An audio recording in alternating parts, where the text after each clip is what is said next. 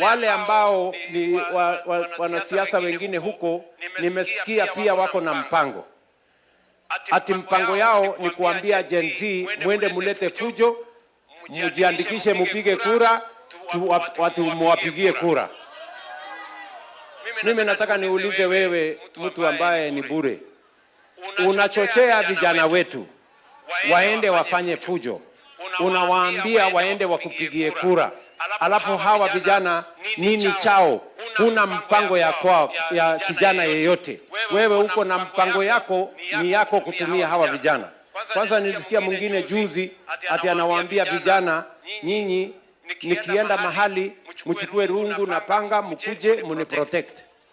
Yani sasa wewe unafanya vijana wa Kenya wakuwe watchmen wako.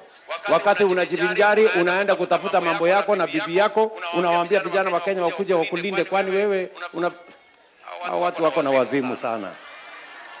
Sijui kama tunaelewana bana. Nikasikia mwingine ati anasema hii 50,000 ni pesa kidogo. Mimi nataka niwaulize, kweli pengine pesa 50,000 sio pesa nyingi? Si ni kweli? Lakini inaweza kufanya biashara ama haiwezi?